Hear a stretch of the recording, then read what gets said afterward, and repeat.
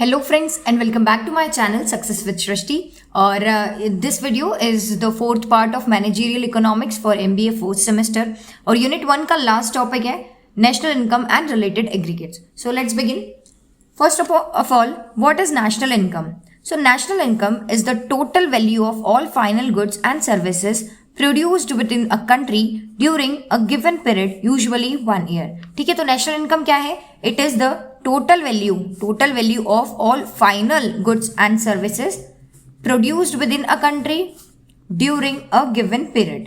ठीक है, usually 1 year. GDP की भी सेम डेफिनेशन आप लिख सकते हो. Now it is a key indicator of the economic performance of a nation and forms the basis for economic planning and policy making. Okay. Now aggregates देखते हैं हम.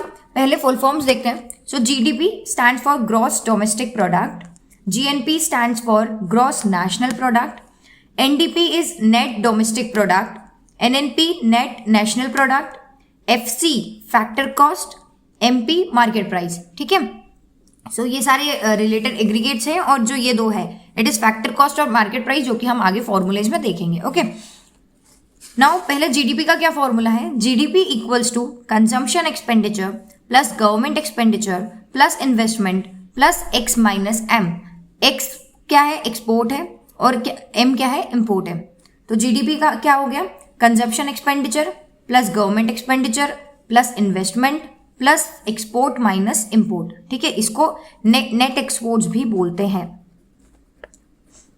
अगर क्वेश्चन में आपको इंपोर्ट और एक्सपोर्ट अलग अलग नहीं दिया है और नेट एक्सपोर्ट दिया है तो उसको डायरेक्टली प्लस कर देना है हमको इसमें. ठीक है, सो जीडीपी का फॉर्मूला क्या हो गया? सी plus G plus I plus X minus M. ठीक है, और ये एक्स माइनस एम क्या है?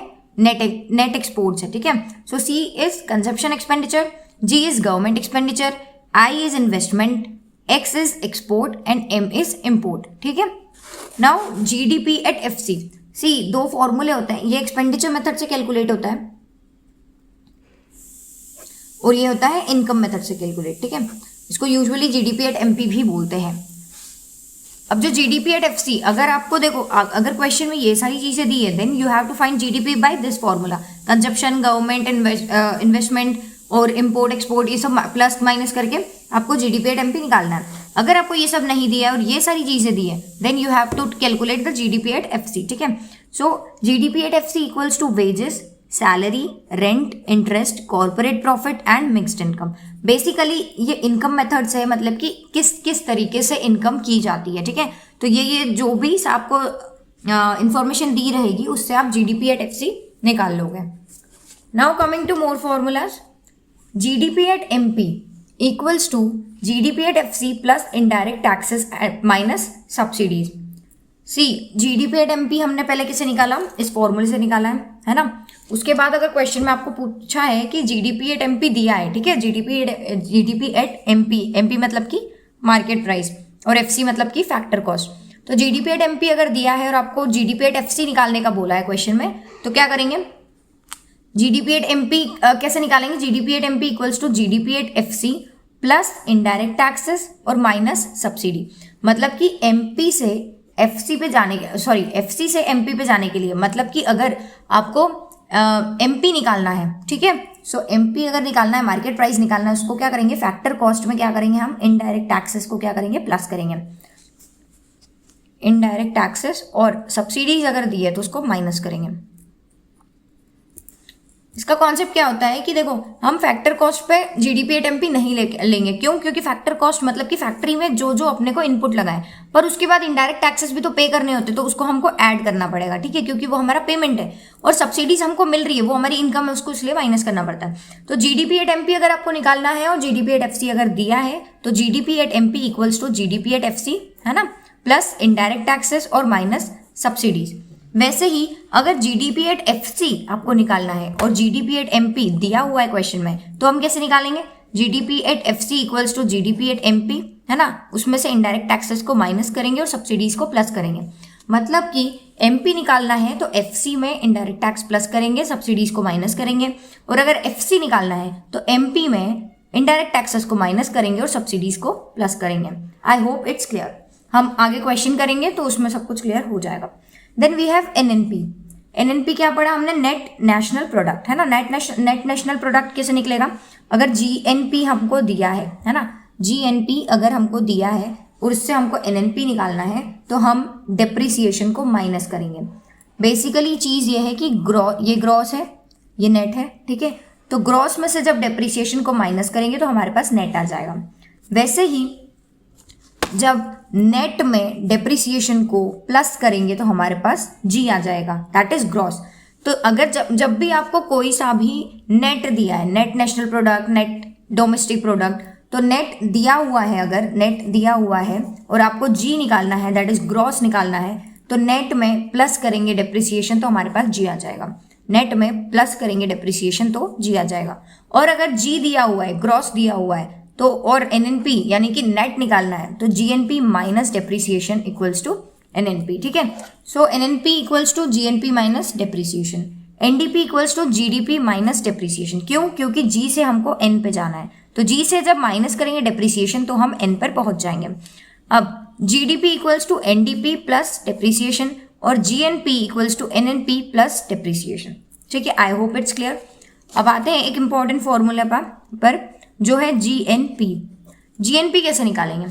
देखो, अगर आपको जीडीपी दिया है ना, और आपको जीएनपी निकालना है, जीएनपी कैसे निकालेंगे? GDP plus income earned by Indians in foreign minus incomes earned by foreigners in India. मतलब कि जीडीपी में हम क्या प्लस करेंगे? जो भी इनकम इंडियंस ने फॉरेन में कमाई है ना, उस इनकम को हम प्लस करेंगे। और जो भी इनकम फॉरेनर्स ने हमारे इंडिया में से कमाई है उसको हम क्या करेंगे? माइनस करेंगे, ठीक है।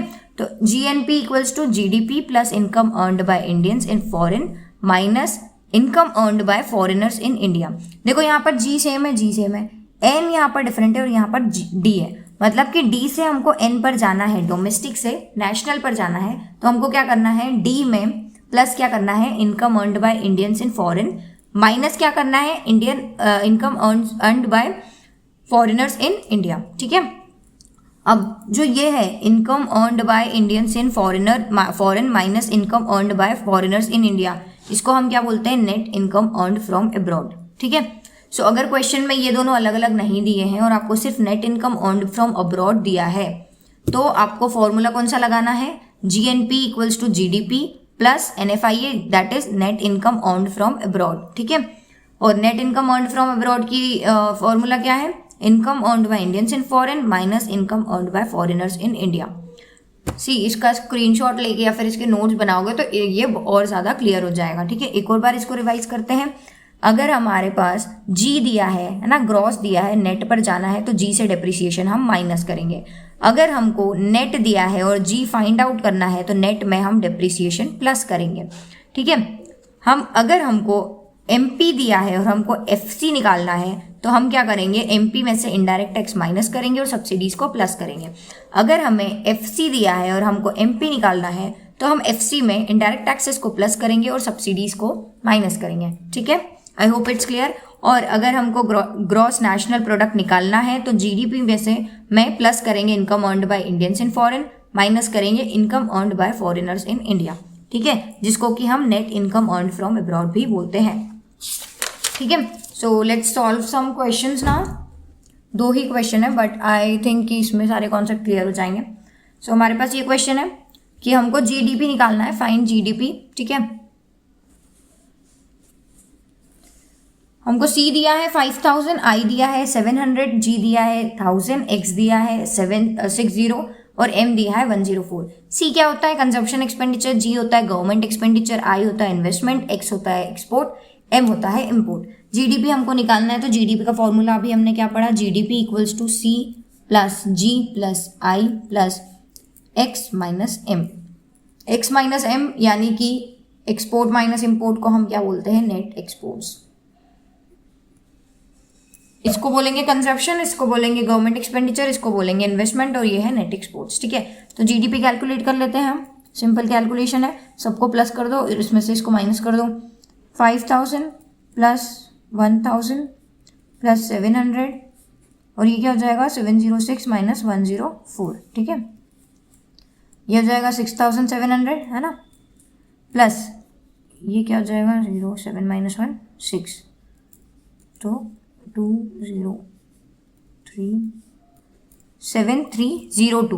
7302 हमारा क्या आ गया, जीडीपी। आंसर इजी है, बहुत इजी है, ठीक है।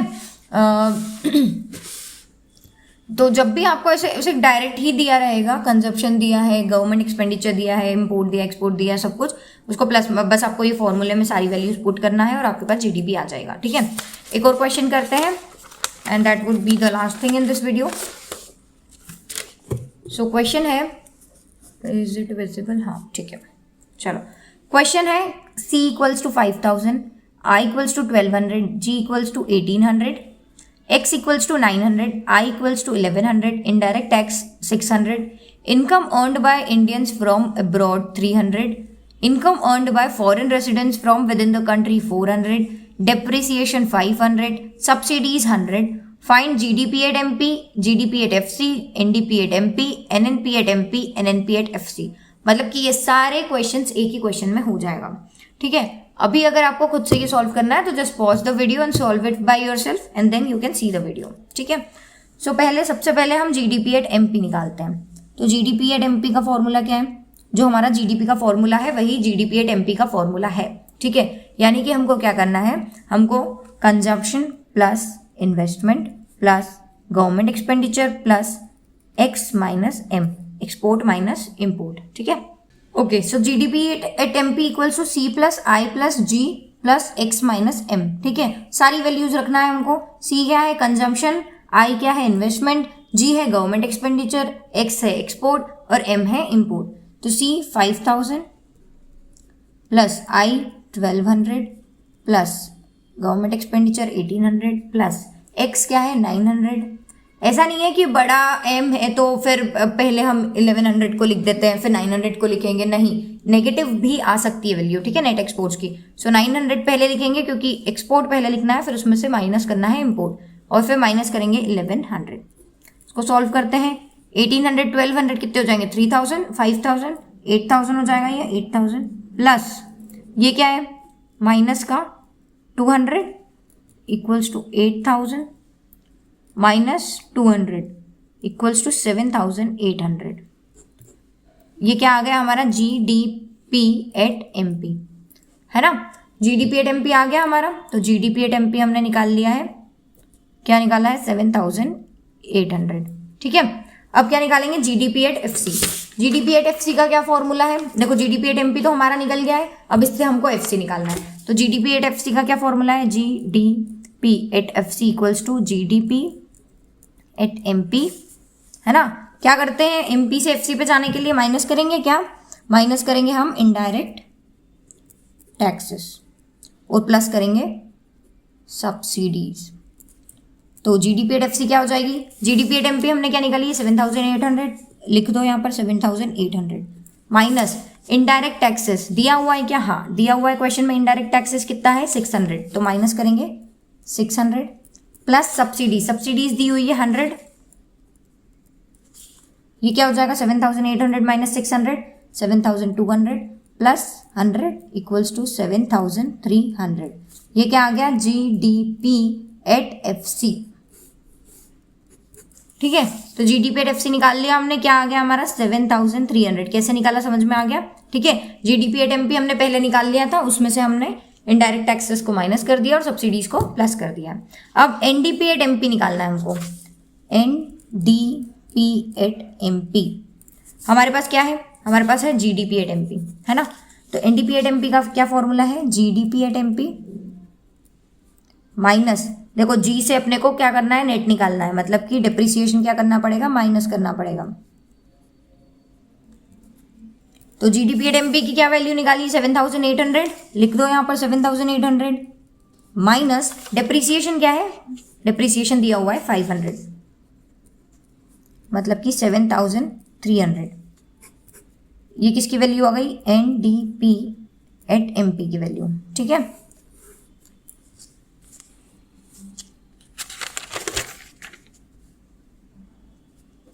तो एनडीपी एट एमपी की वैल्यू क्या आ गई 7300।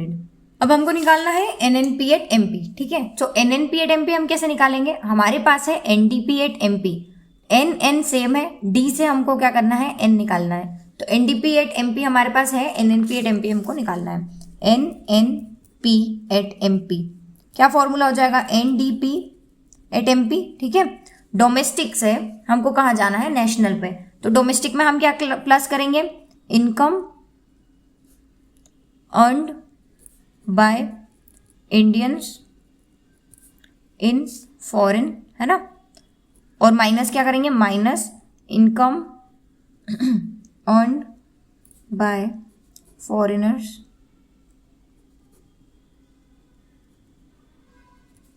From India. ठीक है, तो एनडीपी एट एमपी हमारा क्या है, 7,300 प्लस हमको करना है income earned by Indians from abroad 300 और माइनस करना है income earned bye foreign residents with in the country 400।